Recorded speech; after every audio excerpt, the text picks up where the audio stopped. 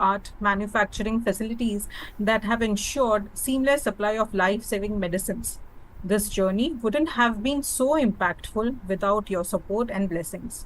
First observed in 2014, 5th June is a day to honor long-term survivors of HIV and raise awareness about their needs, issues, and journeys.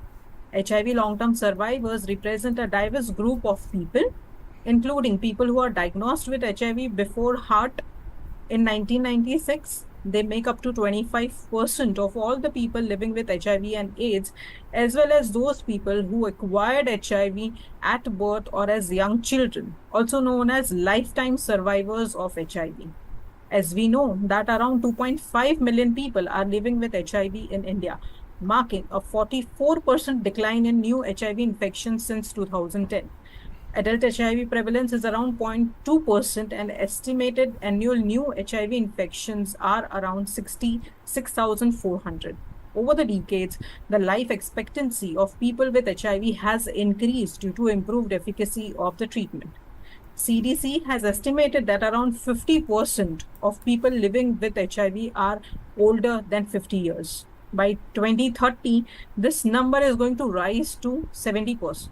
Yet, with aging comes new challenges, and by 2030, more than 80% will have at least one age-related medical condition, such as cancer or heart disease. The statistics highlight an urgent public health issue that demands immediate attention and sustained action. This year's theme, Leading with Legacy, which encourages long-term survivors to share their experiences, stories, and their journeys of overcoming social stigmas to educate and inspire others. Decades later, the narrative of HIV has been evolved from a period of fear and stigma to hope and progress. To explore these important topics in depth, it is my great honor to invite a pioneer in HIV care, Dr. Ishwar Gilada, to educate us on the topic of managing long-term survivors of HIV, medical and social challenges. Dr. Gilada is HIV, STD, and infectious disease consultant at Unison Medicare and Research Center, Mumbai. He is the Honorary Secretary of People's Health Organization, India, and he is also the President Emeritus of AIDS Society of India. He is the Secretary General of Organized Medicine Academic Guild and Governing Council member of International AIDS Society, Geneva, since 2018. He is also the chairperson of Asia and Pacific region of IAS since 2024. He is also the member of Permanent Monitoring Panel for Infectious Disease and World Federation of Scientists Geneva since 2013. He has addressed more than 4,000 meetings and training programs in India and several HIV-burdened African countries. He has presented 324 scientific papers at conferences and in journals, and as well as book chapters. His tireless contributions have earned him 88 national and international awards, including Outstanding Young Person of the World at Glasgow, UK in 1995, and Anne-Marie Medicine Award, Munich in 1999, termed as Indian Machine Gun Against AIDS. Welcome, Dr. Gilada, sir. We are honored to have you with us. Now, it is my pleasure to welcome our esteemed panelist, Ms. Daksha Patel, ma'am. She is prominent HIV/AIDS activist from Gujarat, India, and founding member of the National Coalition of People Living with India. She has been instrumental in advocating for the rights and well-being of individuals living with HIV/AIDS. Her journey began in 2002 through community mobilization and collaboration with the civil society organizations, the government, political leaders, bilateral organizations, and corporate partners in Gujarat to convene a local to national dialogue aimed at revitalizing civil society advocacy efforts in fight against HIV and AIDS. Her dedication to reducing HIV-related stigma and discrimination is further exemplified by her founding role in Gujarat State Network of People Living with HIV and AIDS.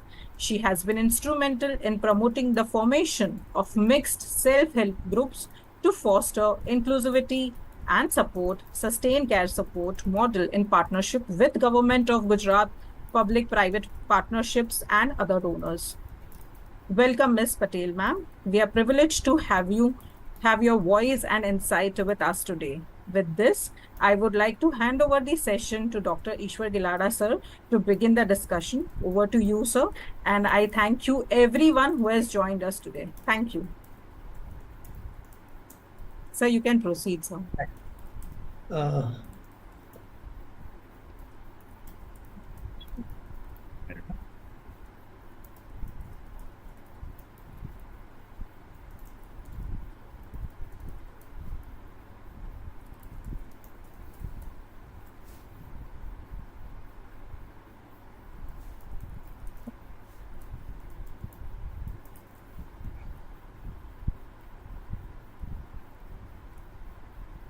Thank you very much for Hetal for introducing me. Today is a really great day, not because it is my official birthday, because it's my passport birthday. My real birthday is 29 December. And today you have chosen a theme in such a way that all four entities have spent more than 25 years in the field of HIV. Whether it's Daksha, living with HIV for more than 25 years, Hetero Healthcare for more than 25 years, my clinic, Unison Medicare, more than 30 years, and I have been in this field for more than 40 years. Are you able to see second slide? Yes, sir. Okay. So basically, when we talk about long-term survivor, I'm reminded of one thing.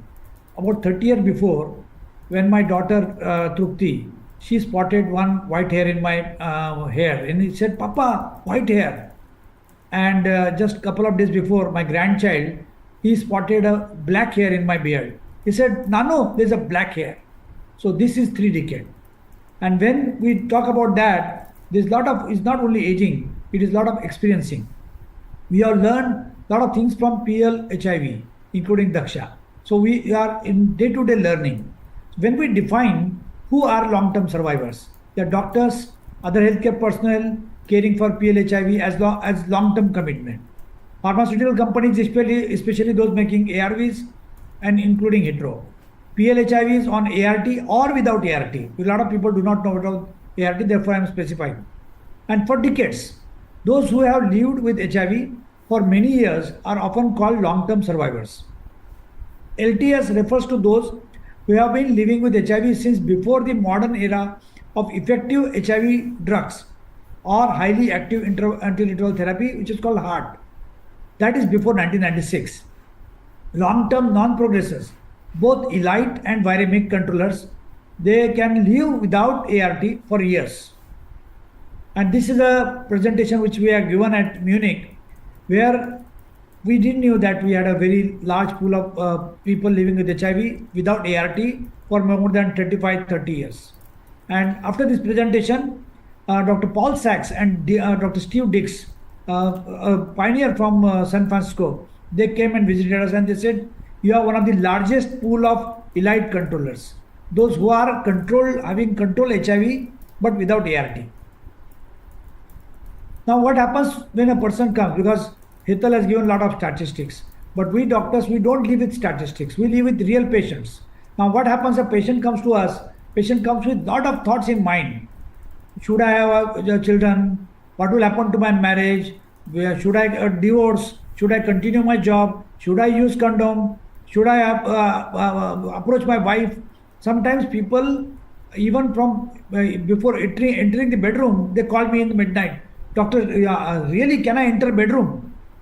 And that kind of situation we needed to handle. And when a person is informed, it is counselor and the doctor, they have to satisfy each and every question of that person. We cannot expect the person is divided into kind of spare parts and referred to different doctors. Now when we talk about milestone, our first HIV infections in India were in 1986 in Mumbai and Chennai. In Mumbai they were in sex worker and one of them was Hijra. First AIDS case was in Mumbai, that was at Jaslok Hospital. First AIDS clinic was established at JJ Hospital by me in 86. 89 we had made blood screening compulsory in Maharashtra only after PHO filed a public interest litigation in High Court. That time it was not called PIL. It was a criminal writ petition in High Court. In 1991, first HIV-2 cases were reported. 1992, NACP, National AIDS Control Program, was launched, which was 7 years after PHO started HIV awareness. AIDS Wadia Safe Motherhood project started at that time. 1998, HIV test made mandatory all over the country after Supreme Court gave a guideline. And it took 9 years from High Court of Mumbai to Supreme Court. 2001 PMTCT program launched, which was 9 years after PHO started Wadia model. In 2004, free ART rollout started, which was 9 years after private sector started ART. 2010, free second line ART added in the program. 2019, test and treat, provision of third line, viral load in public-private partnership started. 2020, DTG, dolutegravir based regimen started in program, and in private sector started in 2017. 2024, discussion on quality of life started, but yet to take a shape. And 2025, in private sector, we are moving to manage patient on 2-drug regimen, which is yet not in the program. So when we talk about HIV and all the years, I have divided my talk into 5-6 different departments or sections. Changing trends in the age of population, consideration before starting ART in test and treat era, because when you say test and treat, that doesn't mean that as soon as you see a patient start shooting. So what are the considerations?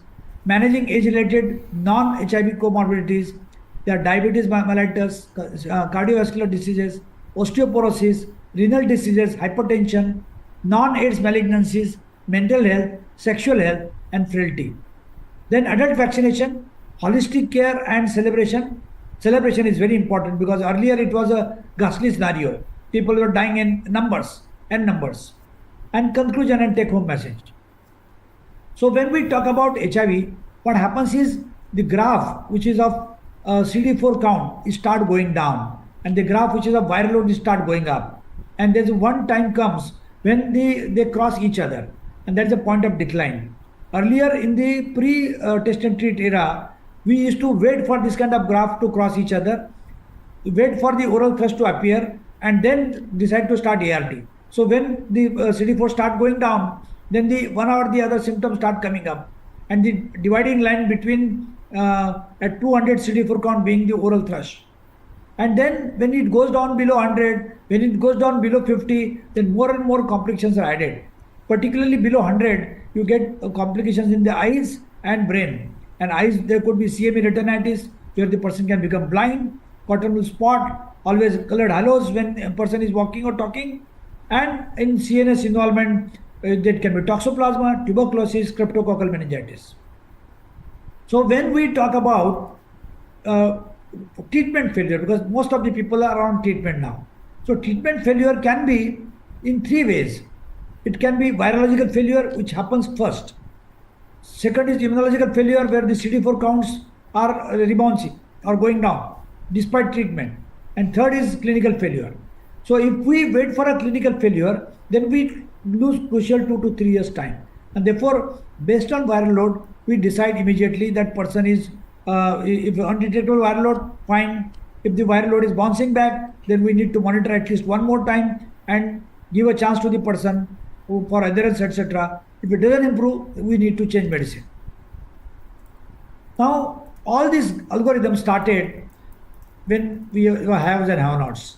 When only Western countries had a lot of exposure to ART, and we were in the have-not category. And at that time, in 1995-96, hardly 2 to 5% people could afford ART, and another 2 to 3% could afford based on somebody supporting as a one-way traffic that, okay, I will give you money. And that time, our goal was that, okay, make your girl 10 standard, or make some an engagement happen. So we are buying time for 6 months, 1 year, 2 years. And just like in a government 5-year program, we used to tell people that you make your 5-year plan and come back after 5 years, we'll decide. And after 5 years, patient come back, sir, 5 saal to ho gaye. Then another 5-year plan. So that time, the guidelines with the WHO or guidelines with UNAIDS were changing every 4-5 years. But in 2016, the guideline changed 4 times, and then it started test and treat. That they said there's no need of monitoring viral load, no need of monitoring CD4, no need of waiting. As soon as you test person positive, start ART. And most importantly, that time the very potent drug came, which is dolutegravir. So now onwards, there is only no role of CD4 for deciding to start ART, but role of CD4 is always there to monitor HIV patients or PLHIV. Now, this is a slide of 2013. At that time, when they compared after few years of ART, what has happened? Almost 20 years of ART. What has happened? When the average lifespan in US was 79 years, and currently it is 82 years. And in India, that time it was around 68, 69, now it is 71 years. So we used to think that okay, HIV positive person lives 4 or 5 years less than non-HIV. But now they are equal to non-HIV.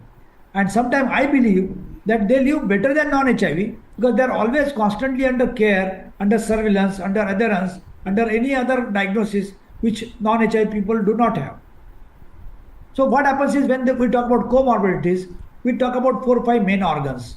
It's not their body has several organs, several parts and spare parts, but what can be affected?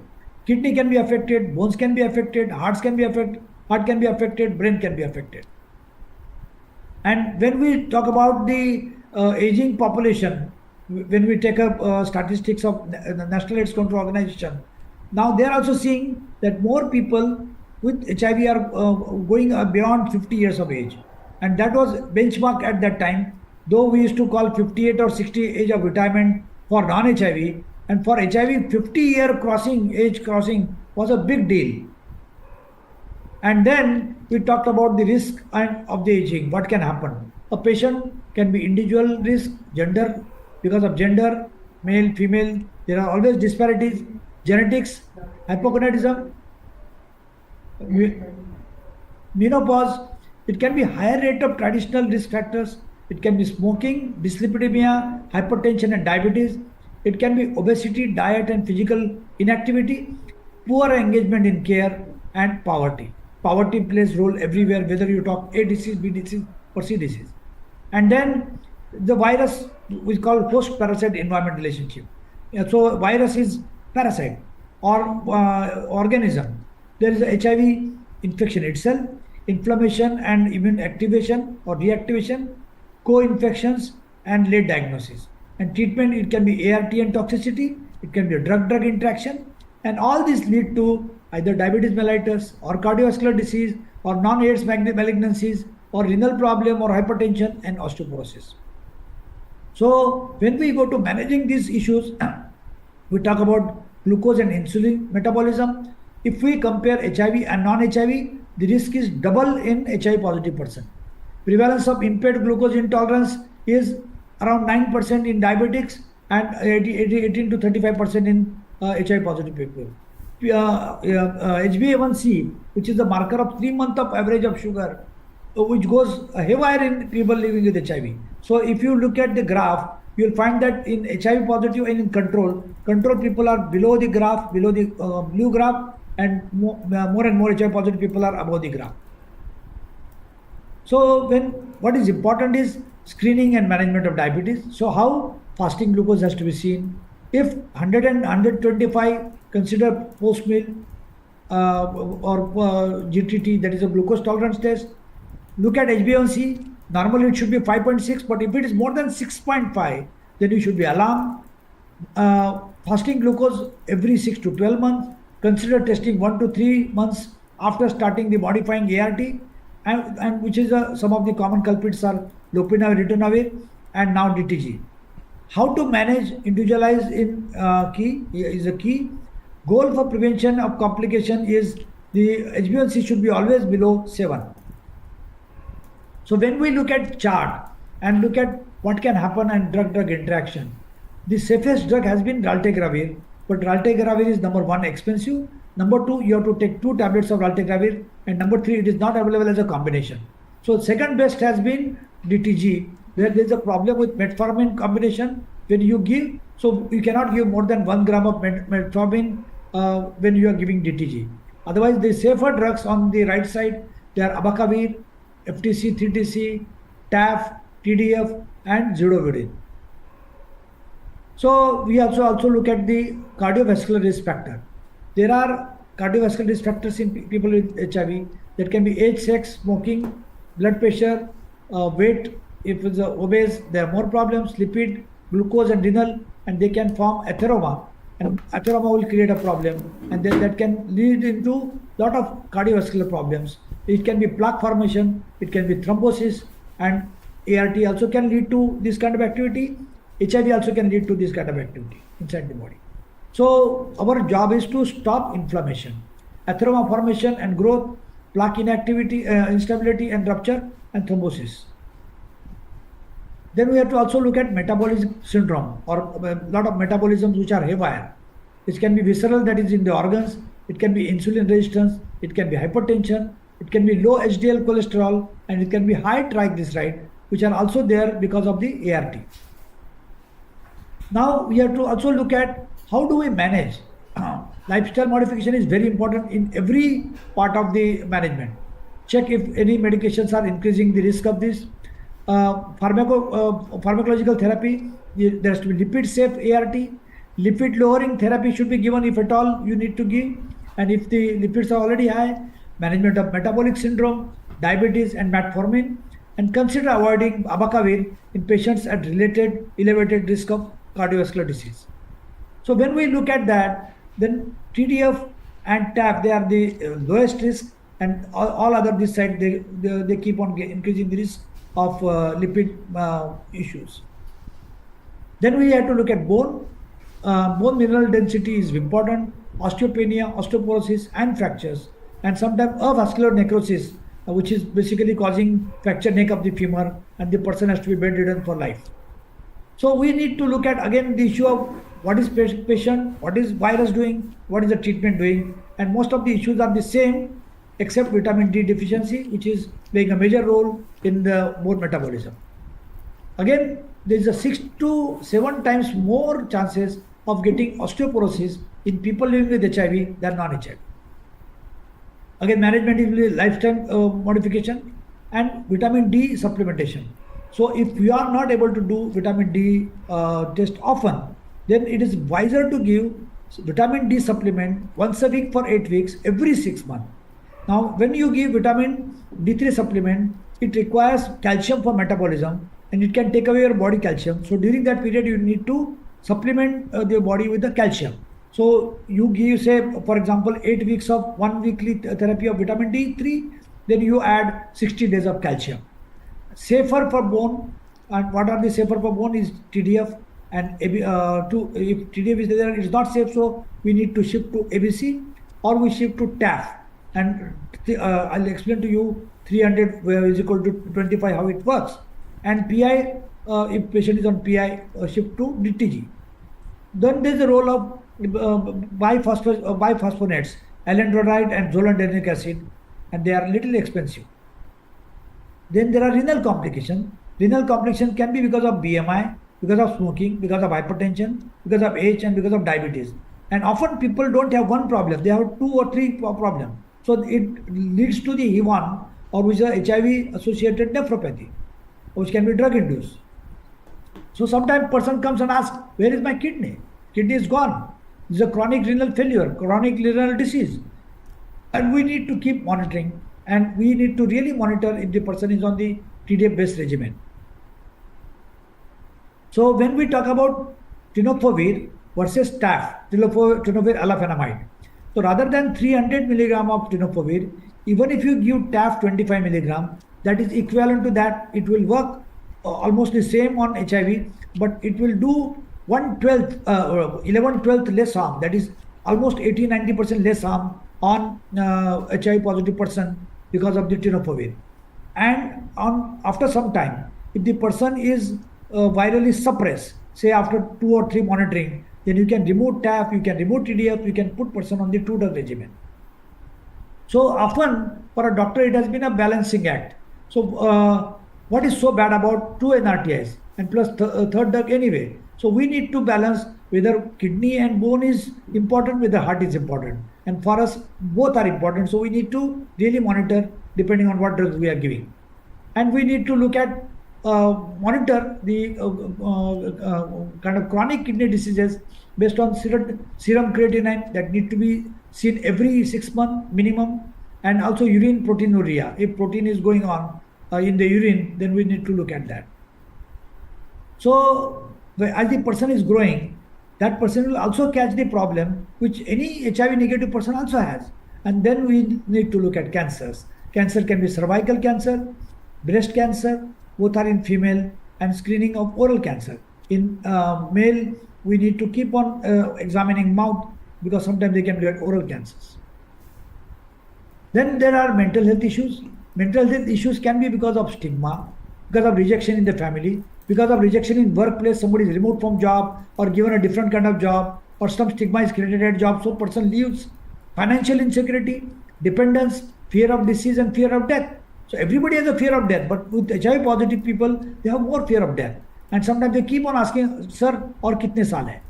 So over 50 to 70% of our 75% of our study group of older adults with HIV showed depression. The depression initially could have been because of efavirenz, but still there are depression, and some depressions are common causes in HIV positive or negative, but some are definitely associated with HIV and the treatment they are taking. Causes of non-adherence to all medication, including ARV, and that increases in suicide rate also. So when in a private setup, when in any kind of clinical setup, we need to have a non-judgmental approach, because the problem can be in HIV, problem can be in homosexual, heterosexual, bisexual, or anybody.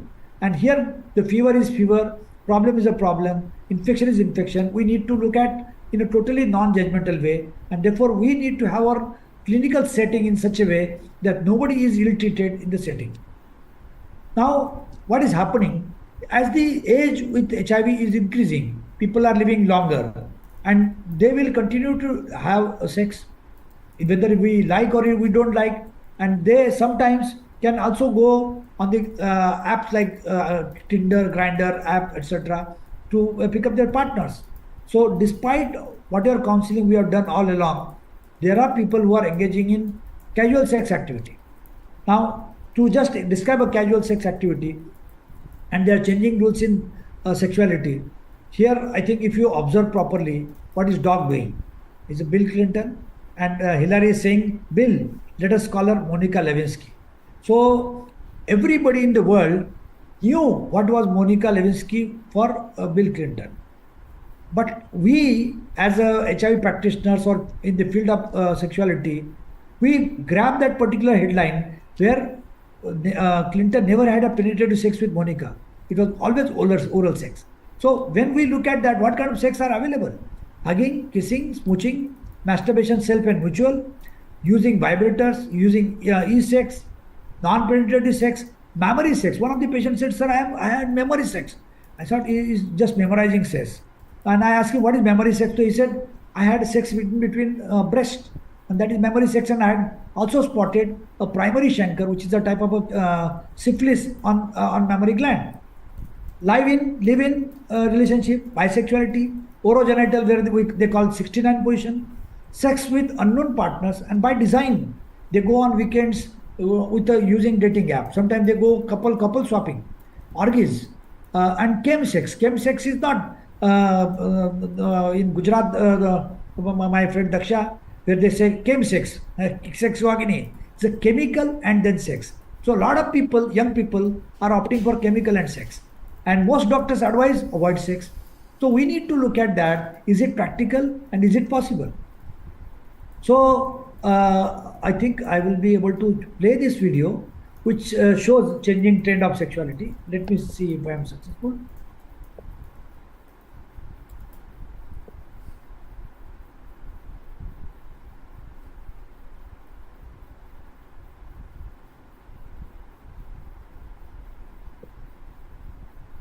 I think sound quality is not there. So let us go to the next slide.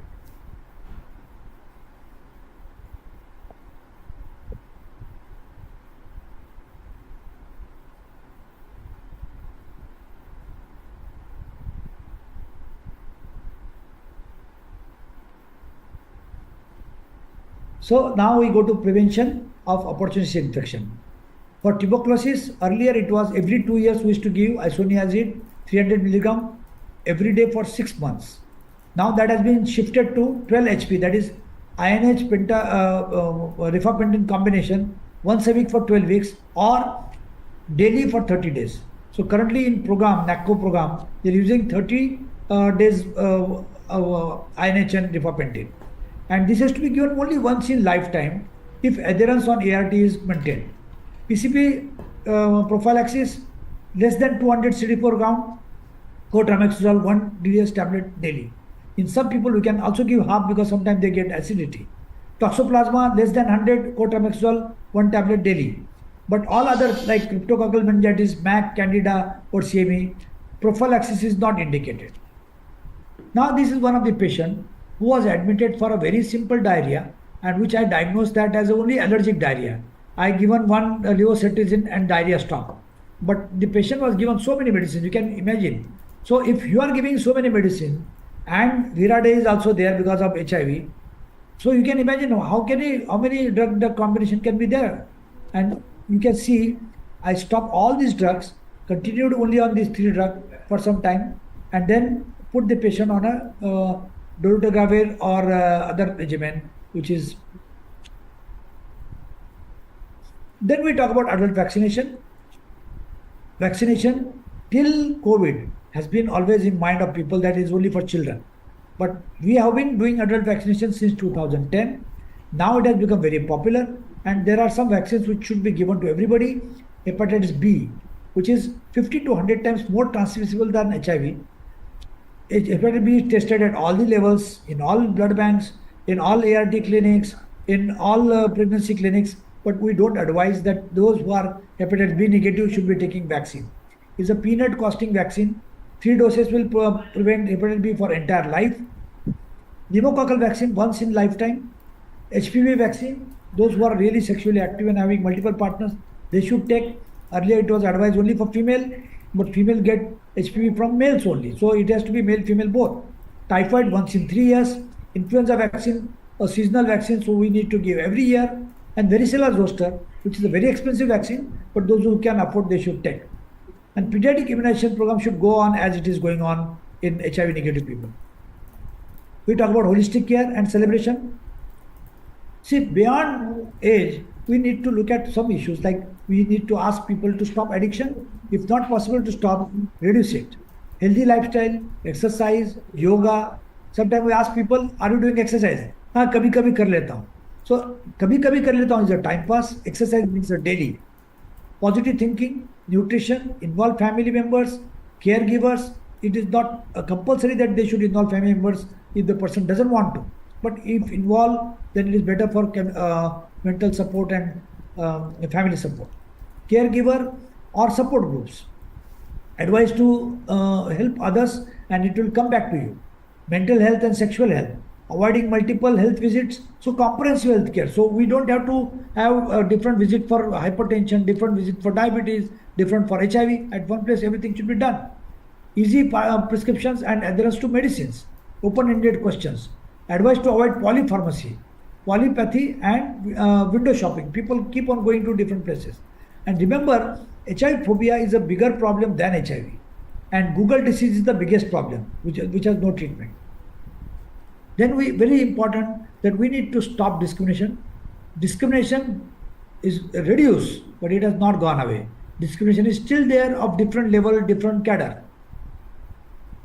And I remember at a time, the case clipping is of 1990 or 1989. People with HIV from any department, they were pushed to skin department, whether it's a neurology patient or delivery of somebody or a child.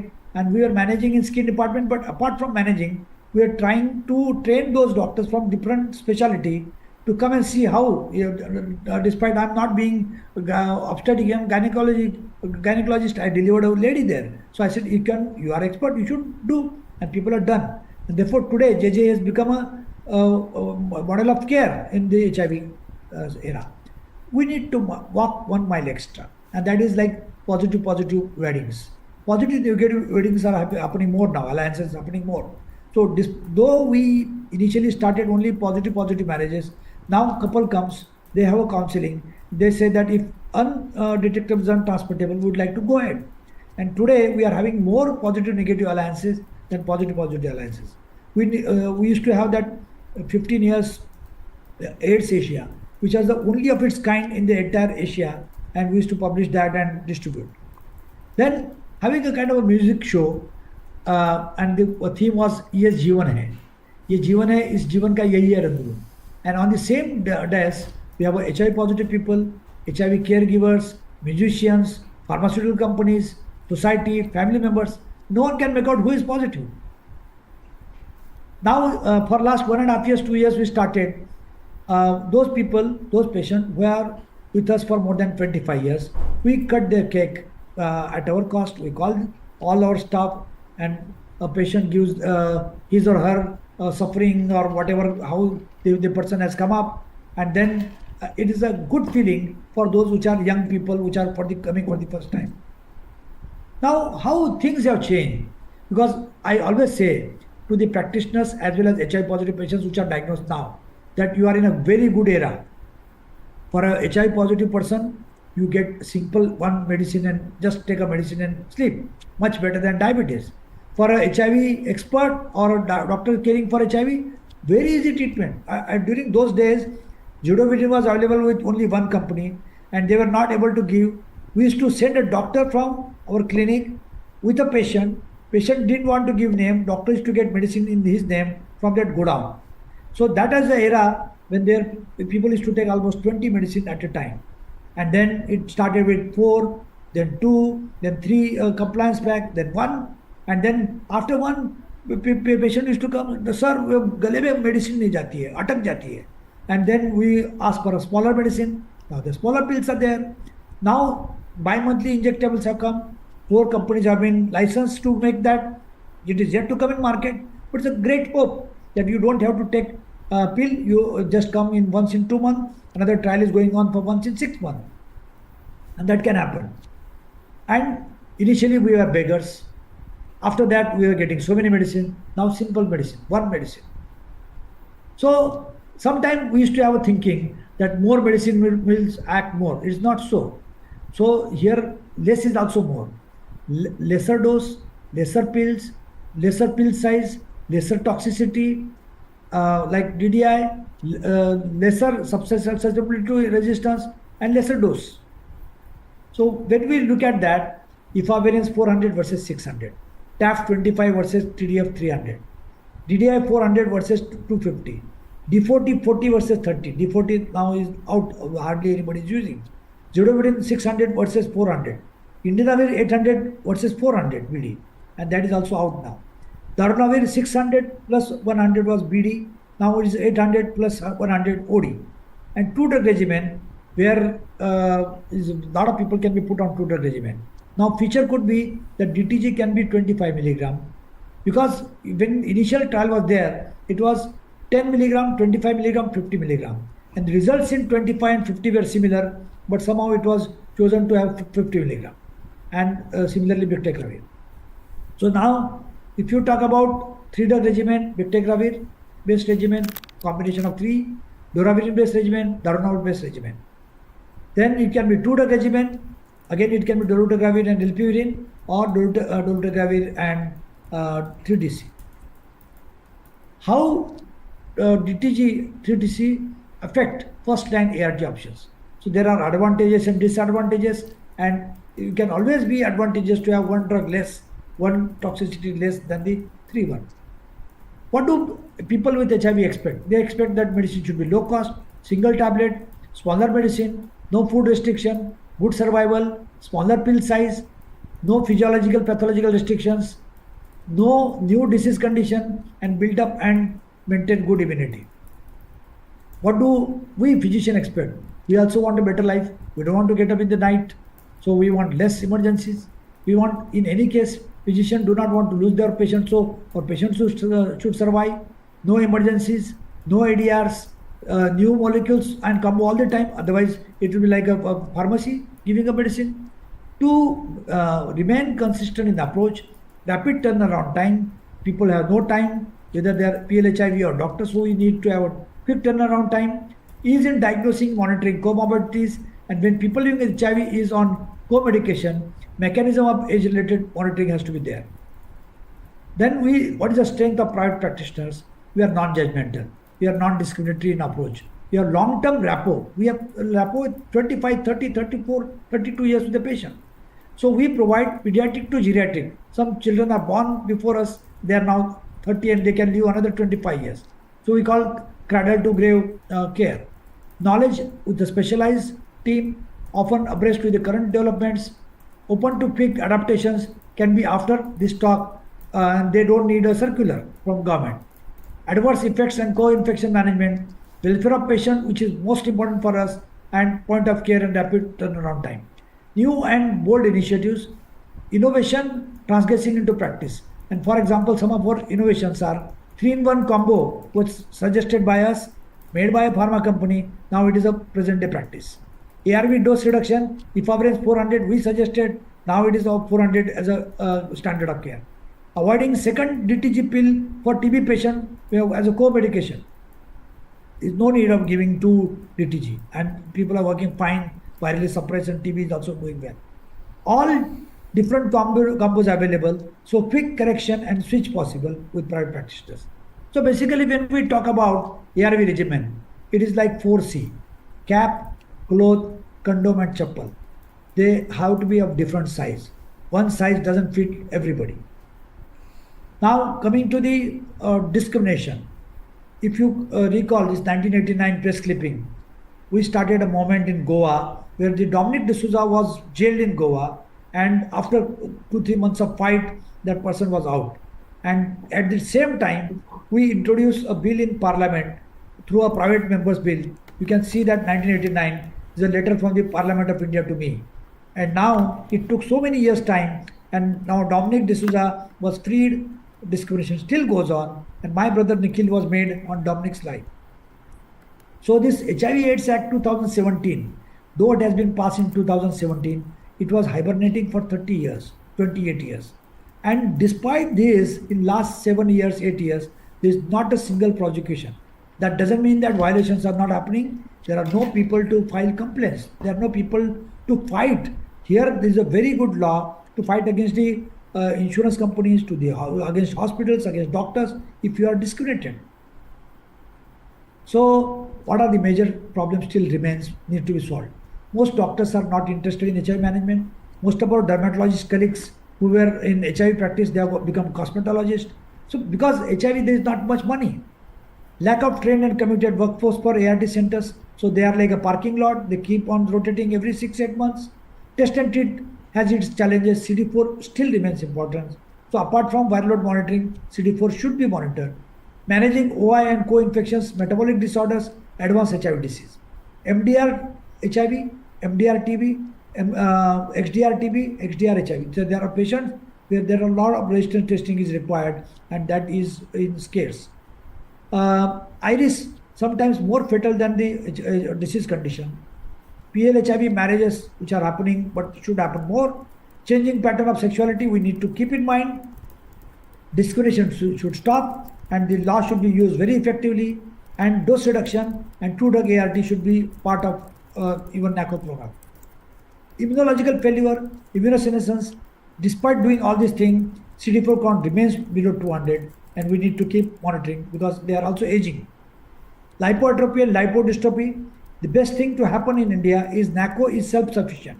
It runs a program on its own state exchequer and is least affected by Trump's decision to onslaught PEPFAR, USAID or NIH. So I think that was a cause for celebration when the Trump was having a kind of a high attitude to stop this medicine free of charge. India can step in, and in the global scenario, India is the only country which can come to the rescue of Africa. Now, just to give you examples of immunosenescence, patients started with CD4-6, 24, 44, 87, 112, it's stuck there. Viral load suppressed, but CD4 is not going up. So there are people who will not respond immunologically, and we need to keep them in mind also, and that can be done only because of CD4 monitoring. Then buffalo hump, people with D40, lipoatrophy, lipodystrophy, they look aged, though they are not, and we still don't have good answers. And U is equal to E is very important. We should propagate that. There is no difference between HIV positive and HIV negative once the person is on treatment for more than 2 months. And now the shifting focus is prevention is the only treatment. Earlier it was a prevention is the only treatment. Now is a treatment as prevention, and we have shifted our focus. This is our clinic which started in 1995 in Mumbai, Unison Medicare. Now 30-year-old, we are celebrating 3 decades here this time, and the Unison has everything under one roof, and we our quickest turnaround time. We can boast that we are globally quickest turnaround time within 3 hours. Everything can be done, including viral load, CD4, sonography, X-ray, investigations, and treatment. And what is a how wish list has modified? In 1980s, it was a mere death sentence. Deaths made headlines. First death, second death, Maharashtra's second death. Then it was blame game. Who should be blamed? In one death, I was blamed because government said because of him the patient died. But the patient died of tuberculosis. And they were not willing to accept tuberculosis. Often we used to do a terminator counseling. We used to tell family that ये मरने वाला है, इसका arrangement करो, music लगाओ, भजन लगाओ, इसका last इच्छा पूरा करो. 1990s, give us few days. Let me put my house in order. Attend event. We started telling them make 5-year plan. In 2000, ART prolonged lives, prevented deaths, prevented infections, and hope got more wheels. 2010 marriages, restarting sex, having child's marriage, normalization of pandemic, and confidence grown. And to 2020 now, quality of life is very important. Can I see my grandchildren's marriages? HIV is better than diabetes. So what has happened? I'll give you one story of one of my patient. My patient, who is under my care for last most 23, 24 years, had 21-year-old boy who died in accident. And parents came and they were so, because after that they didn't have second child because of HIV. And they asked me what to do. I said, if you are still masturbating, you can still have a child. And they literally followed, and after 1 year, they came with a child.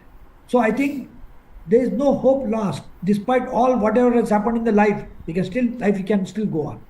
Now, what I can always say to any new HIV positive person coming to my clinic, I tell them you get a full life. So your life expectancy at birth, which is guaranteed for 71 for male, 73 for female, is given to every HIV positive person. No HIV related hospitalization. You can be hospitalized because of accident, cancer, etc., but not because of HIV. No HIV transmission to spouse or to child. Can marry both positive and positive negative, and can have baby, and that too HIV uninfected. So this we can guarantee. And today there's a great hope which has come while I was searching, and I realized that I must speak that there is a chance of even finding a cure for HIV. This is Australian research where the medicine will act on DNA in such a way that DNA will never be active again and the person doesn't have to take any medicine. So what is important? Helping age. Look beyond what you see, widen our management focus. While lifestyle changes remain the most important pillar, consider statins, biphosphates, bisphosphonates when needed. Strengthen the screening strategies. One-stop shop as far as possible. Avoid polypharmacy, polypathy, hybridopathy, taking Ayurveda, Siddha, Unani, and allopathy. Wrong. Optimizing heart can shift to two-drug regimen. One size fits all doesn't work everywhere. Adult vaccine as per requirement and affordability. Listen, normalize situation, focus on quality of life. And this slogan of PHO 2003, my friend with AIDS is still my friend, and that is still needs to be popularized. And I have AIDS, please hug me, I can't make you sick. This is a US poster, also need to be popularized. Now, I would like to thank you. I would like to thank Hitro and for your rapt attention. And at one point of time in 1985, I was on a crossroad. So it is a saying by Robert Frost, two roads diverge in a wood. And I took the one less traveled by, and that has made all the difference. Now, when I'm also aging, as I told you. So I must have succession plan. And I'm thankful that my both the daughters are in the field of HIV and infection disease. Trupti is a infection disease expert and Prapti is a microbiologist. And there is a saying in our community, Marwadi community, where one Shethji was retiring and called Munimji and asked Munimji, you take 2 months off and check all our property and see how much it is. So Munim said, Shethji, oh, we have so much of property, it will take long time. Why do you want to do that? No, no, you take 3 month time. And Munimji spent 3 month time and came back laughing. And Munimji said, why are you laughing? Shethji, we have so much of property that our 7 generations will be happy and they will be all settled. But Shethji was not happy. So Munimji asked Shethji, why are you not happy? Are Murak, you are thinking of only 7 generation. Why are you not thinking of 8 generation? And therefore, I am also thinking of the next generation. These are all my 4 grandchildren. When they come to clinic, in my presence or in my absence, the first toy they get is a stethoscope, pulse oximeter, and they enjoy. I don't know how many of them will be doctors, but at least one of them will definitely turn to be doctors. So for those PLHIV who are young now and they see me as an aging doctor, they can have hope in my daughter and granddaughters who will care them. Thank you very much.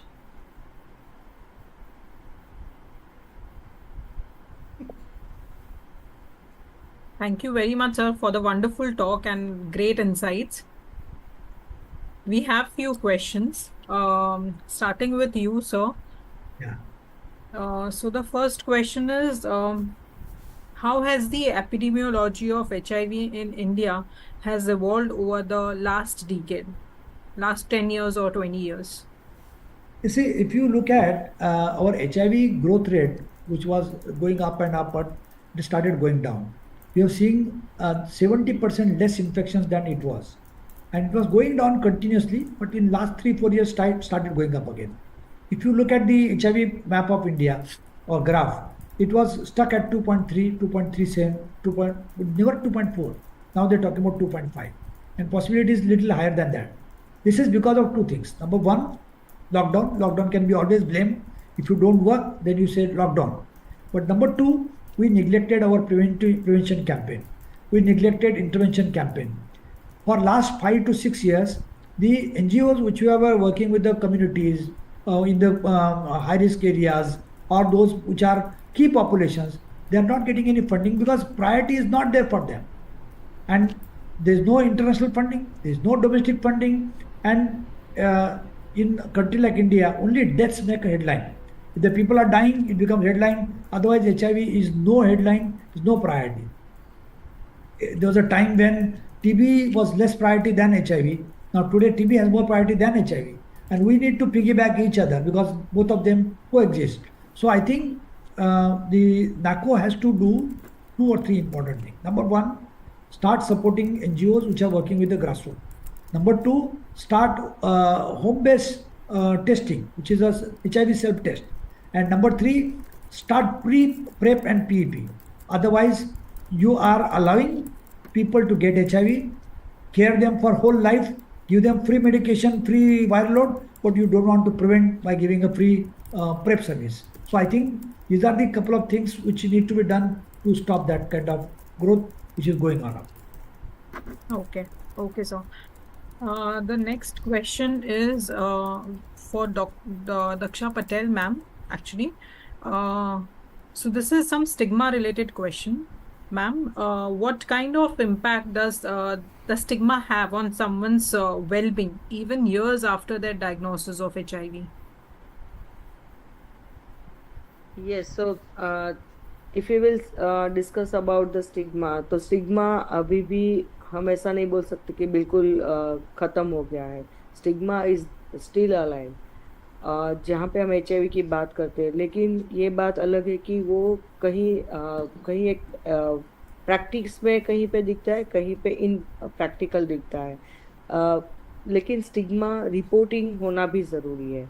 और secondly मैं यहाँ पे कुछ experience भी share करूँगी कि अगर मैं कहीं पे जॉब कर रही हूँ और वहाँ पे अगर मैं कॉम्पिटिट हूँ, फिर भी अगर मुझे प्रमोशन नहीं दिया जा रहा है एंड इट मतलब मैं जो काम के जा रही हूँ और कंटिन्यू उसी जॉब पे मैं कंटिन्यू सेम पोजीशन पे हूँ, लेकिन मेरा प्रमोशन नहीं हो रहा है, but the honour is knowing about my HIV status और shifting me on other task as a tag of the giving the like promotion. तो that is like hidden stigma we can say, कि जो directly नहीं लेकिन indirectly stigmatise किया जा रहा है। अभी भी जैसे हमारे एक्सपीरियंस में जैसे हम देख रहे हैं कि कभी कोई ऑपरेशन, बेसिकली हेल्थ केयर में ज़्यादा हमें यही केसेस हम देखते हैं कि जहाँ पे जैसे ऑपरेशन है या कुछ मेजर इंजरी के लिए ट्रीटमेंट है, लॉन्ग टर्म ट्रीटमेंट है, तो उसमें डिनाइल और या delay of treatment, that is a kind of stigma we are still getting reported through individual and community member or their families. Okay, ma'am. Okay, thank you, ma'am.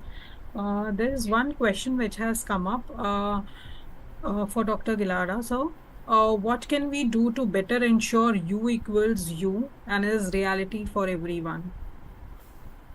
See, for U is equal to U, number one, do a good baseline. Number two, that we always say in practice that if you spend good time with the first time, for the first time, you don't have to spend time each time. So spend good time, importance of adherence, importance of long-term surviving, and building a confidence mechanism. Because most important, when they come, they are shocked. Even today, a new patient comes, is always shocked, despite all information is available, everything is available. So give them a good confidence. Start a good medication which will suit that person. If the person is having some issues related to mental problem, then you don't give a medicine which will trigger that. If person is already having a diabetes, then try to avoid the DTG based regimen. Give another regimen, because you don't want to trigger. Later on you can switch up, but initially you want to give a good treatment, and ask the person to come back after 2 months, whether DTG based regimen or beta based regimen. Within 6 weeks to 2 months, they are undetectable. Now, some people will say, why 2 months? You can wait for 6 months. At ART center, they will do after 6 months. But in confidence building mechanism, when the person has come with a lot of negative thoughts, after 2 months, you show the result that weight gain 5 to 10 kg, viral load is suppressed, CD4 has gone up, no other concomitant diseases, no PCP, nothing. Then that person is working. And second most important thing, as Daksha said, that if you can intervene at the employer level, if somebody is discriminated, I tell employer that if you employ a HIV positive person or continue to employ HIV positive person, that person is better than HIV negative person. And that I can tell with the confidence of seeing in my own clinic. I have employed one HIV positive lady for 25 years, 24 years, and she is much better than HIV negative people. I have employed a Devdasi turned sex worker turned reformed lady working with me for 35 years. She is more sincere than any other person. Other person have turned around here and there. This person has not left. So for a person who is employer, you build their confidence that employing or giving good chances to HIV positive person is not going to go waste. The person will be always grateful to you in life. And I think that kind of counseling of the worker is also required. So I think when dealing with HIV, it is not merely a mechanical that you person has come, give a tablet. You do a lot of things, and that has to be done at least for the first time.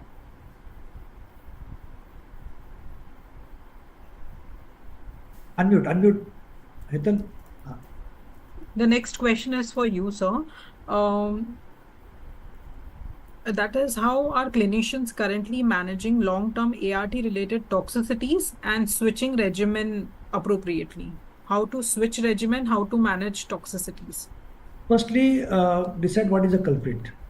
When you investigate, decide what is the culprit. If you realize there is a bone problem, renal problem, remove tenofovir. If you can remove even TAF or tenofovir, both, it works, no problem. If you find that person is already lipid profiles are derailed, avoid FTC. If the person is already having a diabetic problem, then monitor more often whether your bictegravir or DTG is causing further diabetes or escalation. So I think you need to identify a culprit, and then sooner than later try to put the person on less drugs. only two regimen or two drug regimen, a single tablet. That is always better because there is more compliance and less adverse effect. Cost is also less. Somehow, the cost between three drug regimen and two drug regimen is hardly 100 200 rupees difference, but cost can go down. And even during in the crisis situation in Africa, where PEPFAR has withdrawn, I think there's a great need of research by pharma companies because nobody else will do that. How we can treat them at a lower dose of medicine and two drug regimen. So rather than three drug regimen, it can be two drug regimen. One drug goes out, cost can go down. So I think we need to look at that because we need to sustain Africa, which has a almost two-third burden of the HIV of globally, and they were all habituated to getting everything free. So we need to also make them contribute something, at least 10% of the cost of medication. Then it we can escalate to 20%, but at least something should be contributed. So we need to look at individual level, society level, and a country level. Okay. Okay. So the next question is with the funding to WHO being temporarily stopped, will it impact the global program? And do you see post this the LA not being incorporated in public program? See, funding or no funding or high funding to WHO, it doesn't affect anybody. We have seen how WHO acted during the COVID. It was totally China centric. And WHO misguided people, created so much stigma, which they should not have. And COVID patients were treated worse than even HIV positive person or leprosy patients or TB patients. So I think it doesn't matter if WHO doesn't get money. WHO doesn't support anybody. Even WHO people want to come to conference. They ask us, can you pay our ticket to travel? So I think it doesn't affect. What affects is those which are already working in the intervention program or delivery program at grassroots level. And grassroots organization need to be supported. So funding cut should not be there for the grassroots organization. All big organization can survive. They are, though we call it intergovernmental organization, they are political organizations. Okay. Okay. The next question is for you, ma'am. The question is, we salute your leadership since over 2 decades now. Please share how you took care of yourself over the years before ART era and now, ma'am. This is the question. So that's a very good question, actually. Before 2007, I started my ART medicine in 2007 क्योंकि जब 2004-5 में ART medicine roll out हुआ था पूरे step by step country में, तो तब एक राशन सिस्टम से मेडिसिन दिया जाता था, लाइक आपका CD4, आपका हेल्थ स्टेटस, वो सब काउंट किया जाता था. Doctor Gilada sir already knows about that.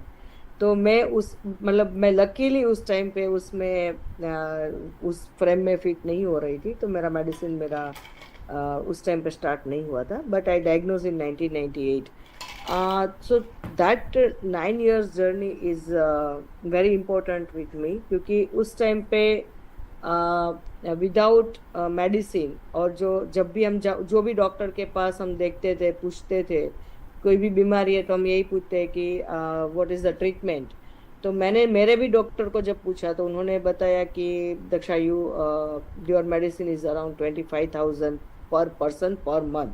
तो मैं और मेरे हस्बैंड दोनों HIV पॉजिटिव थे, तो almost more than 50,000 plus my monitoring, health checkup, everything.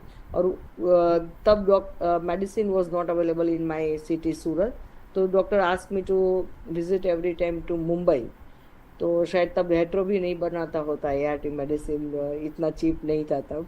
तो देन आई आस्क डॉक्टर कि इतना तो मेरा कैपेसिटी नहीं है, तो हाउ आई कैन सर्वाइव, क्योंकि इम्पोर्टेंट इज कि आई शुड बी, मुझे हेल्दी रहना है. तो दोज ईयर्स आई मेंटेन, पहला तो मैं मेंटली पहले स्ट्रेस फ्री के लिए मेरा सब सिस्टमाइज किया. HIV के साथ पहले तो मैंने मेरे फैमिली में ही बता दिया था कि मैं HIV पॉजिटिव, तो डिस्क्लोजर होने की वजह से मैं एकदम स्ट्रेस फ्री हो गई थी.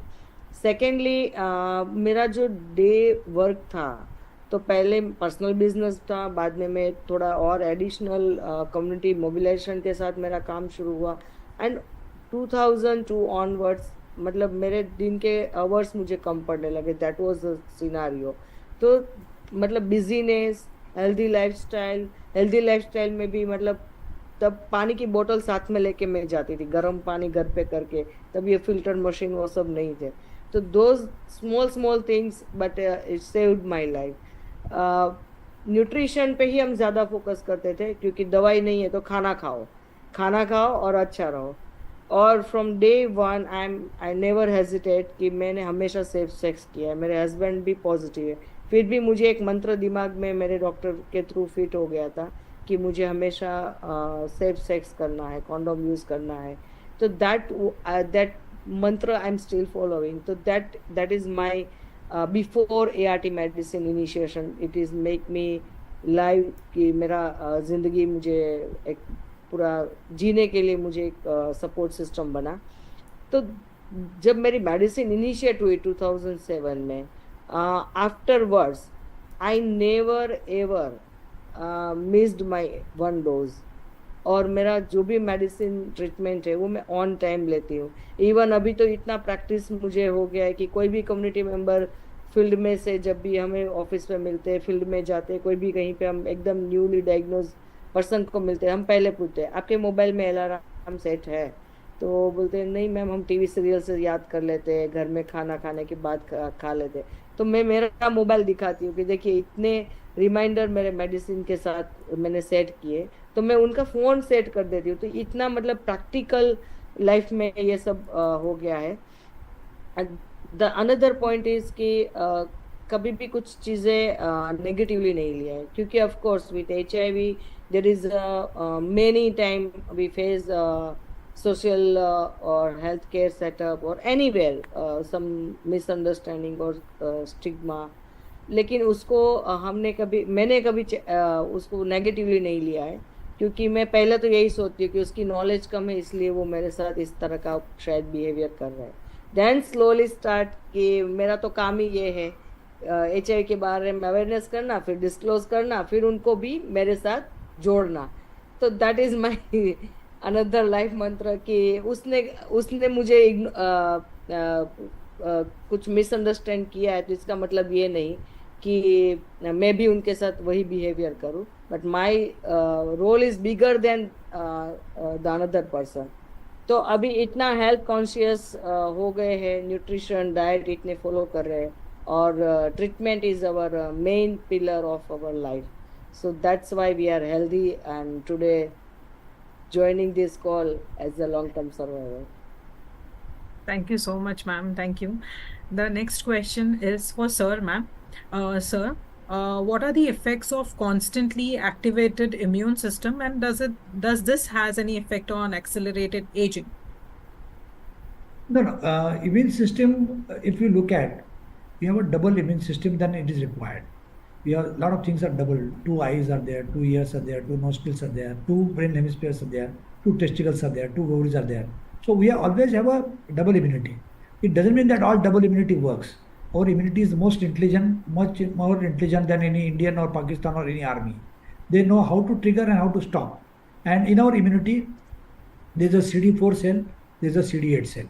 And a lot of people do not understand the mechanism of CD4, CD8. So I would like to tell your viewers in a very simple term, when you drive vehicle, you have an accelerator and you have a brake. So if there is no brake in the vehicle, accelerator will keep on accelerating and you will make accident.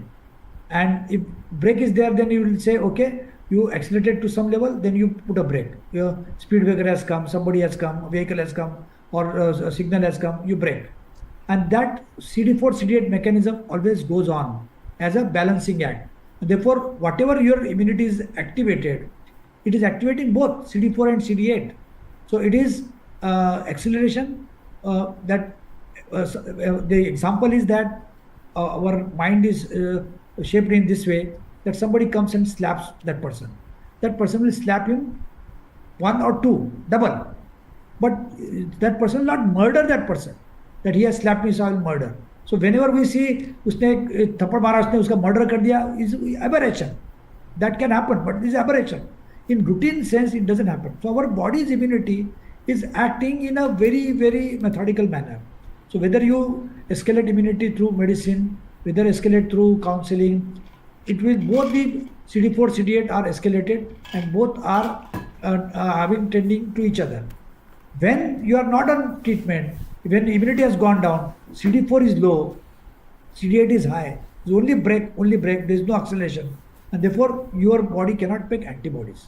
And when you cannot make antibodies, then a simple infection, for example, 10 people are sitting, one person is a low immunity, 100 CD4 count, and a TB person comes and coughs.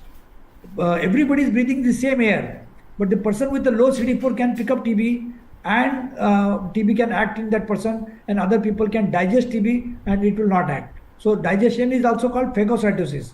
Phagocytosis is a mechanism by which we eat the foreign cells, foreign infection, foreign organism. So even if we get infection every day through food, water, air, every infective organism doesn't give us infection. We can digest, and therefore that modulated immunity, despite having a treatment, it remains good, except iris, immune reconstitution inflammatory syndrome. In iris, sudden immunity up, and then we always tell people that tuberculosis is like दुख में भी आंख में आंसू है और सुख में भी आंख में आंसू है.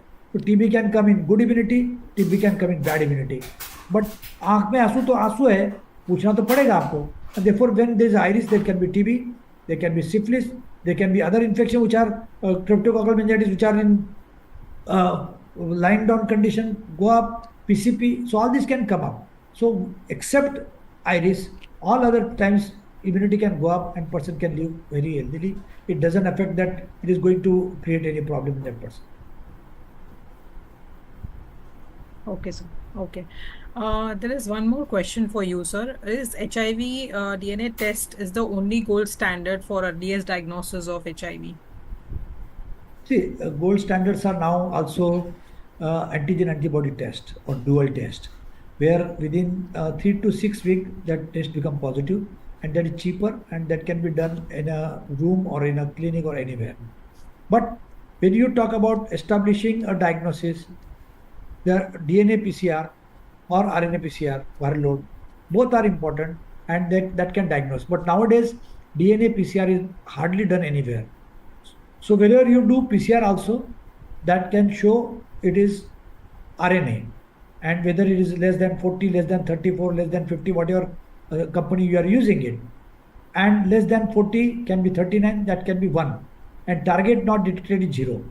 So what happens is, if you base your diagnosis only on PCR, then even if you are elite controller, it will be positive, but you are not doing antibodies, so you will not know whether it is positive or not, and that test will show negative, and you will be always in a false paradise that you are negative, but you are still positive. So we need to do antigen antibody test, we need to do this test, and both the tests should decide what is the importance of one another at a particular time of interval.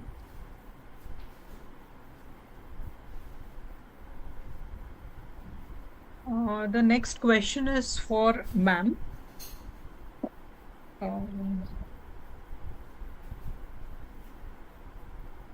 So basically, what are some of the most harmful myths and misconceptions about people living with HIV, and they are still prevalent today? So what are the communications should be followed to reduce all this? So what are the myths and misconceptions?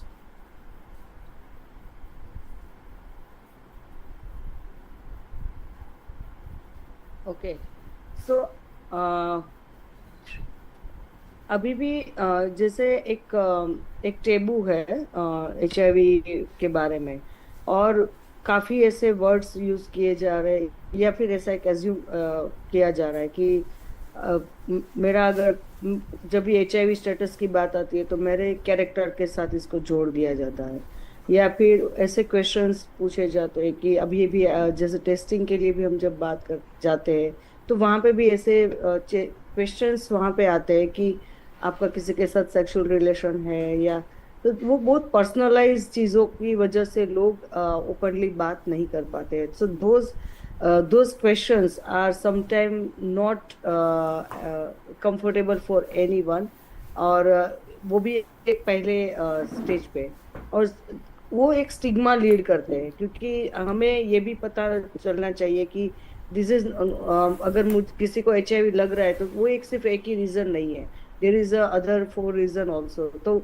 वो चारों reason के बारे में भी मालूमात होना, awareness होना बहुत ही इम्पोर्टेंट है। तो questions which is only leading to my sexual behavior, that is sometime or many people are hesitate to open their HIV status or accept their HIV status to any setup. Okay, ma'am. Okay, thank you. Um, so the next question is about the vaccination which you have covered actually. So, how does HIV infection affect the immune response to commonly recommended vaccines? So, this is the question. See, basically, if you have done the CD4 test in the beginning, when the patient has come, and if the CD4 counts are more than 200, more than 300, then all vaccines can work at that time. When immunity is very low, less than 50, less than 100, less than 200, at that time we can avoid some of the vaccines which can be at a later date. Number two, hepatitis B vaccine can be given even at a very low immunity also. And number three, some vaccines are expensive, some are cheap. So at least cheap vaccines, which are like hepatitis B or typhoid, can be given to everybody, whether person is affording or not affording, because they are very cheap vaccine, and that will also prevent some of the infections. And I would like to also add one point in what you asked, Daksha. There are a lot of myths and misconceptions, not in common people, it is in medical community. Most of the surgical people, while doing surgery, they will say HIV positive person last on the list. Why last on the list? HIV positive person, when even despite sending a person that he is HIV positive, they still do HIV test. Why? This is a hospital policy. What nonsense hospital policy? If I am hiding the diagnosis of the HIV positive person, then you do. But when I am saying a person is HIV positive, after doing HIV positive, then they say no, no, then we have to check viral load. Some surgeons are wise, they ask what is the viral load. If viral load is suppressed, if CD4 counts are good, we'll go ahead with the surgery. Same problem with obstetric and gynecologist. They are taking extra charges for delivery of HIV positive person. The problem in this country is, Daksha madam, you need to really revitalize your community. They need to fight. They need to file cases. Despite being a doctor, I say you file cases against doctors, against hospitals who are discriminating. On different ways, they write on case paper, HIV positive, seropositive, isolation. Why you need to write? Do you write diabetes? Do you write hepatitis B? Do you write anything else? If you want to write, you write hepatitis B. It's 100 times more transmissible than HIV. But you don't do that. And so therefore the whole problem is higher the education, more the discrimination. Lower the education, less discrimination. When we see in our clinic, uneducated people coming from village area, very much illiterate, they are very supportive. And highly educated person comes in the cabin, and as soon as patient goes out, sir, मुझे तो कुछ डर नहीं ना, मेरे बच्चे को कभी वो किस करता है उसको तो कुछ नहीं होगा ना. So they are highly suspicious, they are highly educated, despite that they are having myth and misconception. So I think a great job need to be done around U is equal to U, hugging patient, asking them to sit together, eat in the same plate, nothing happens. And this we demonstrated almost 25, 30 years back. Yeah, go ahead, Heather. Unmute. Extremely sorry, sir. Can hospital charge extra money for surgery of PLHIV? If yes, how can it be tackled? No hospital should charge extra. I always tell people that if your fees is 10,000, you make 20,000 for everybody, no problem. But if you charge 1,000 rupees extra for being HIV positive, this is wrong. And in such cases, I tell my patient, go with a mobile clinic, a mobile, record and file cases. But nobody files cases. That is the problem. So any money extra, whether for the bed or for surgery or for any procedure, I am asking my doctor colleagues, how is your risk reduced by charging extra? You tell me. If you think there is a risk, how your risk is reduced by charging double money or extra money. So this is all wrong, and there is a wrong way of making money. And lastly, all the hospitals doing HIV test, you go to all, even charitable hospital, they call public charitable hospital. And what is a triple H charge? 2,000, 3,000 rupees. The material cost is just 200, 300 rupees for 3 tests. You charge 1,000 rupees fine for every, and suppose the surgery is not done at that time because of some reason, patient come back after 4 weeks, again test is done. So you inflate the charges for HIV negative as well as HIV positive just to make that quick buck, and that should be stopped. I just want to add here, Hetal. I want to share my personal experience in this regard. When I diagnosed on that time, I went to one gynecologist for my, because when I diagnosed on that time, treatment is like a dream, and I have not received any perfect message or prevention message कि मैं मेरे बच्चे को किस तरह से HIV से बचा सकती हूँ। तो मुझे जितने भी मैंने डॉक्टर्स को कंसल्ट किया, मुझे यही पता चला कि मेरे HIV, मेरा बीमारी HIV की जो है वो मेरे बच्चे को लग सकती है। तो उस टाइम पे मैं फिर मैंने और मेरे हस्बैंड ने डिसाइड किया कि हम एबॉर्शन करवाएंगे।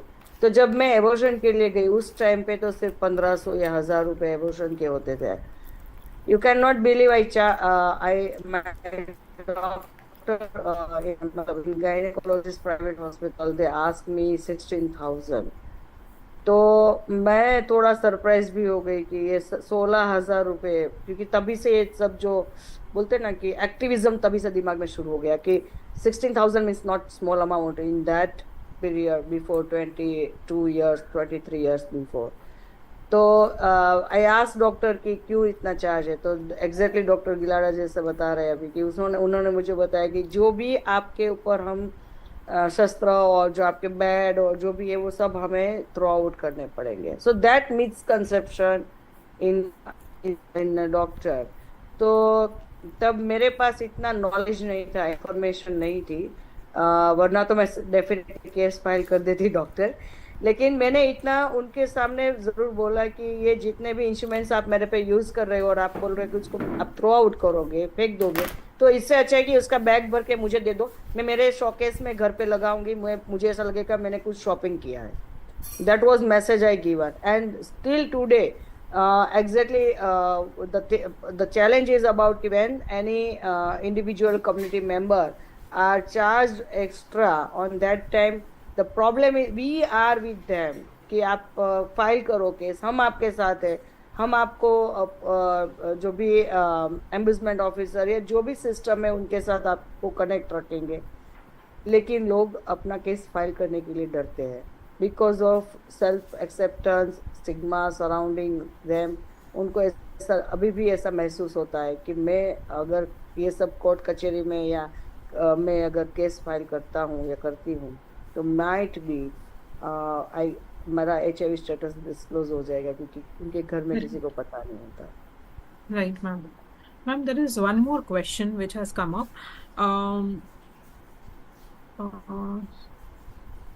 So how you're mobilizing people with HIV to go for vaccination they are eligible for, including HPV vaccine for younger people and cervical cancer regular screening for all the eligible ones. Can you share your experience which is critical to fill the gap between NCD and HIV programs? You are absolutely right. Just recently in last month on same day, same date, 5th, we had a very national dialogue and consultation with all women living with HIV about cervical cancers and aging issue. उसमें loudly मतलब जो challenges और issues निकल के जो आए कि there are very very important to make one of the awareness. जो एक अगर अर्ली डायग्नोज किसी का हो रहा है वुमेन का सर्वाइकल कैंसर, ब्रेस्ट कैंसर या ओरल कैंसर के लिए, तो डेफिनेटली वो ट्रीटेबल है और वो अर्ली स्टेज में हम उसको प्रिवेंट कर सकते हैं। लेकिन वो इंफॉर्मेशन जो वुमेन के अंदर है नहीं है, या वो अवेयरनेस हमें लेके आने के लिए हम छोटे छोटे सपोर्ट ग्रुप मीटिंग अभी हमने शुरू किए हैं, वेबिनार्स हम प्लान करना शुरू कर दिया है। लास्ट सैटरडे हमने मेंस्ट्रुअल हाइजीन के ऊपर भी हमने वेबिनार किए। मेनली उनके जो हेजिटेशंस है, क्योंकि जब गायनेक डिपार्टमेंट में जाते हैं वहां पे मेल डॉक्टर है, तो उनके जो वो हेजिटेशन है, उनको पता नहीं कि ये अगर मेरा डायग्नोज होता है तो उसके बाद ट्रीटमेंट भी अवेलेबल है। तो ईच एंड एवरी लेयर पे जो उनको इन्फॉर्मेशन देना है, that role, being a community network CBO, we are playing in our within community member। अभी जैसे 8 मार्च से हमने पूरा एक camp system and awareness campaign शुरू किया था। तो कुछ स्टेट के ऐसे डेटा भी हमारे सामने आए कि उसमें कैंप में, जैसे 1 वीक कैंप हमने किया था सर्वाइकल कैंसर के लिए स्क्रीनिंग के लिए, उसमें 10% 20% तक वो में ड्रॉप आउट भी हो गए, जैसे कि कैंप के बाद वो स्क्रीनिंग के लिए नहीं आए रेफरल होने के बावजूद भी। और उसमें डायग्नोज भी हुए सर्वाइकल कैंसर सस्पेक्टेड केस में, फिर उनका कंफर्मेटरी टेस्ट किया, अभी उनकी हमने इमीडिएट ट्रीटमेंट तक भी शुरू करवा दी है। So that level of handhold we are with them. लेकिन मेरे हेल्थ के लिए मुझे एक स्टेप आगे आना पड़ेगा, तभी मेरे लिए पूरी दुनिया वहां पे खड़ी है। True, ma'am. That's very true. Sir, there is one question that can you just explain PrEP and PEP in a very simplified manner for the patients who must have joined today? See PrEP is a pre exposure prophylaxis, यानी आप expose होने के पहले दवाई खाते हो। और PP यानी पोस्ट एक्सपोजर प्रोफिलैक्सिस, वो एक्सपोज होने के बाद खाते हो। ये दोनों चीज़ें नई नहीं है, ये बहुत पहले से है। HIV में वो फेमस हो गई।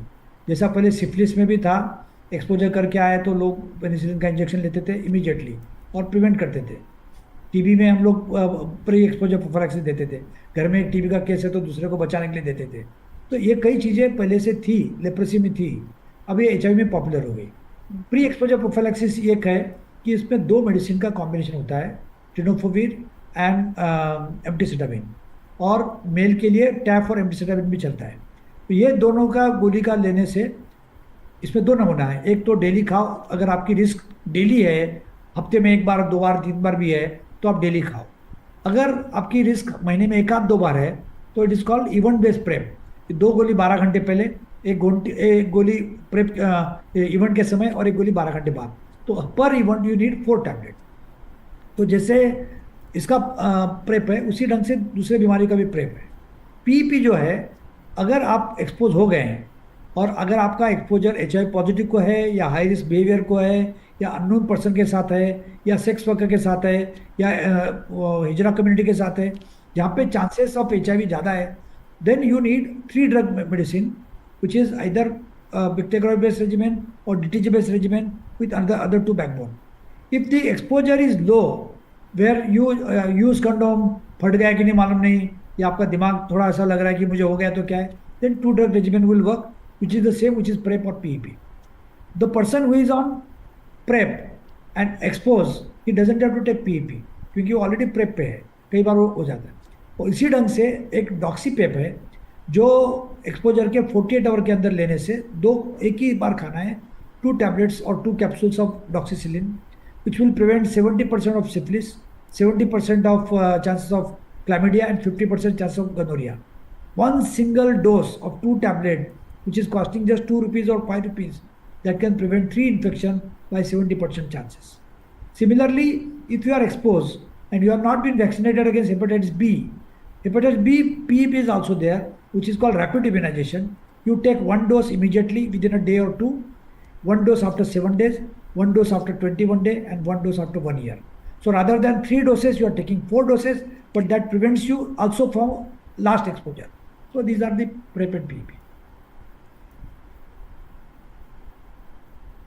Unmute please, unmute. If there's this last question, sir, if the patient has HIV TB co-infection, how to really start treating that patient, and what all are the monitoring, how the treatment is going to start? So basically, we talk about more people which are with HIV and TB, and less people where we need to wait. More people with HIV and TB together, and if CD4 count is good, if patient is otherwise healthy, we always say HIV treatment is not an emergency. So you can postpone starting HIV treatment by at least 2 weeks. And that is a guideline that if TB is there, you start TB treatment. After 14 days, you can start ART treatment. But if the immunity is very low, if the person is having multiple other diseases, and you need to treat HIV as well as TB, we can start together.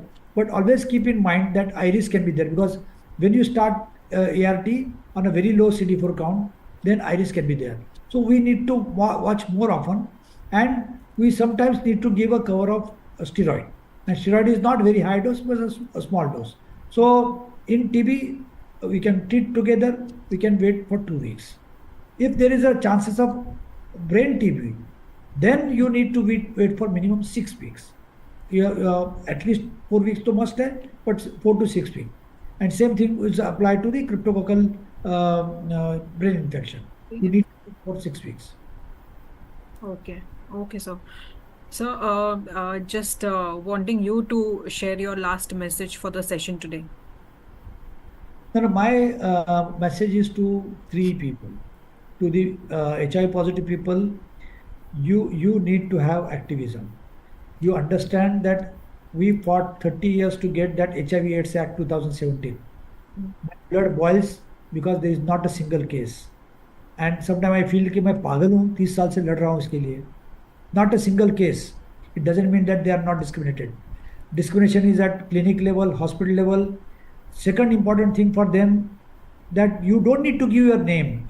There is a High Court of Bombay ruling which is applicable all over the country, that a PL-HIV can fight case as Mr. XY, Miss XY. You don't need to disclose. And number three, if you are scared that somebody will make it public, then that is again case against that person for knowingly making public that you are HIV positive. My message to the doctors community, undetectable is untransmittable. Your patient with HIV under treatment is better than non-HIV. But non-HIV, you do not know whether the person is in window period, whether the person could have had multi-partner sex couple of days before, which is very common, and that person is infecting you, and you think that you are operating a HIV negative person. HIV positive person on treatment, undetectable is untransmittable. If that person doesn't transmit infection to his wife or child, how will that person transmit to you without you having sex with that person? Even if you have sex, you do not get. And my message to the government, please start PrEP free of charge. If you are giving PEP free of charge, if you are giving treatment free of charge, there is no point in not giving PrEP free of charge. Please allow HIV self-test at home. You can get HIV self-test through Amazon, but it is not in program. So I think these are some of the things which we need to go ahead. They are all small countries which are much hardship countries than India. They are practicing and we are not practicing. We need to achieve that 95 definitely, because very poor countries, based on somebody's arms and support, they are achieving 95 much earlier than us. We are not achieving. That is not acceptable. Thank you. Okay, so Daksha ma'am, again, I would like you to share the last message to the person who is newly diagnosed, or the person who is who wants to actively involved in the activities for fight against HIV. So, Hetal, thank you. ये बहुत ही important है कि अभी जो newly diagnose हो रहे हैं उनको मेरा यही मैसेज है कि जो ट्रीटमेंट है that is a free, but it not mean कि we are not take responsibility. अभी if you are initiating your medicine, so first off you understand about importance of that medicine. Treatment preparedness is a very important, and treatment adherence is a more important. So that's a thing each and every community member who are initiating ART medicine that must be keeping their mind and in their life to how to take medicine for lifelong. The secondly about अगर हम बोलते हैं कि HIV फैल रहा है, तो HIV फैलने के लिए एक HIV पर्सन ज़रूरी है. तो why I will not take a social responsibility to stop HIV virus till to me only. मतलब मैं HIV प्रिवेंशन का एक बहुत बड़ा माध्यम हूँ. तो I should take responsibility being a HIV positive person to make a positive prevention of HIV. And the third thing is about connect with the social or any HIV positive community network, or many other CBOs are there who are working with the MSM, transgender, sex workers, even people with HIV. So be connect and be informed. Google बाबा की जरूरत नहीं है. लोग already काफी अभी well trained, well accessible है कि जहाँ पे आप information correct and proper information ले सकते हो. क्योंकि कभी कभी social media is not giving correct answer or correct information. It might be misguiding to you also. And HIV act is for you. तो उसको एक्सेस करने के लिए आपको आगे आना पड़ेगा if you are facing any stigma. So this is my last message to all newly diagnosed with HIV. And be healthy and be long life with HIV. Okay, thank you so much. I'll just have a last word for everyone. Uh, Good evening, everyone. As we conclude today's enlightening session and deeply engaging webinar on managing long-term survivors of HIV, medical and social challenges, I take this opportunity as a part of Medical Affairs team and thank you each and every one of you for your valuable time and participation. First and foremost, I would like to extend my heartfelt gratitude to our esteemed speakers, Dr. Gilada sir and Daksha Patel ma'am. Thank you for sharing your clinical insights and experience in managing long-term survivors of HIV and shedding light on how the treatment has evolved over the time, over the decades, how to manage comorbidities and patient-centric approach. Your contribution was truly enriching. A special thank you to all those who have joined us today uh, after their busy schedule, and to all the healthcare professionals and participants who has joined us today across the country. And thank you for your active engagement, for your thoughtful questions, and your ongoing commitment to the care of people who are living with HIV. At the end, I would like to thank on the behalf of Healthcare, on the behalf of our Senior Vice President, Mr. Nehru Dadi Sethi, from our marketing team, Mr. Vijay Thorat, from our sales team, Mr. Gajendra Yadav, and from our informational technology team, the IT team. Without support from them, this event wouldn't have been possible. So thank you each and every one. And let's continue to work together to ensure that people living with HIV not only survive, but they thrive. So thank you once again and looking forward to stay connected. Thank you all. Thank you. Good night. Stay connected. Thank you.